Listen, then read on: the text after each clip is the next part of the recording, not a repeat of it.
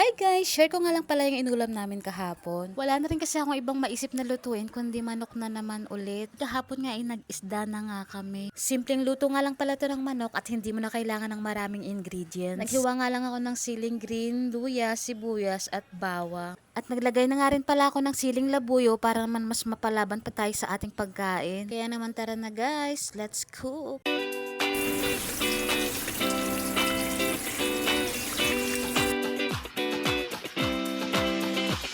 At nagpainit na nga ako ng mantika sa kawali. At nung mainit na, itya ko naman ginisa yung sibuyas, bawang at luya.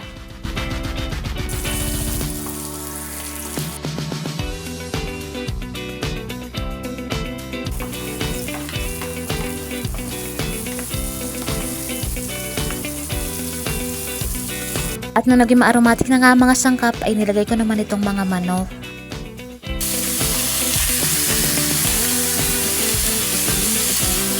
Para naman malasa na ang mga manok ay naglagay naman ako ng patis at paminta.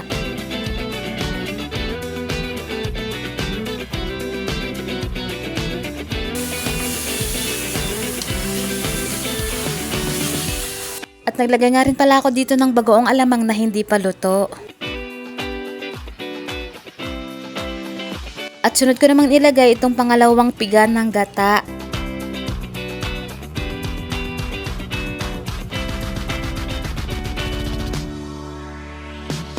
At pinakuluan ko lang ng ilang segundo at inilagay ko na yung siling green.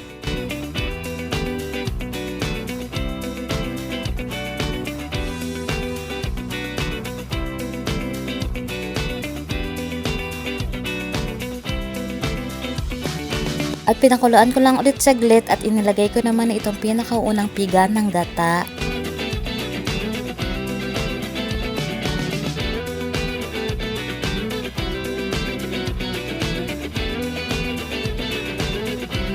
At nung maluto na nga ang manok ay naglagay naman ako ng konting magic sarap. Pwede nga rin pala kayo maglagay ng chicken cubes at pwede rin namang magic sarap. Kasi pag naglalagay ng magic sarap hindi na ako naglalagay ng chicken cubes.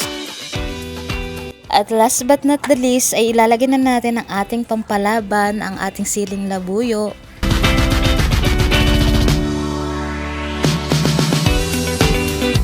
At ayan na guys, luto na. I-try nyo na rin to at siguradong mapaparami at mapapalaban kayo ng pagkain.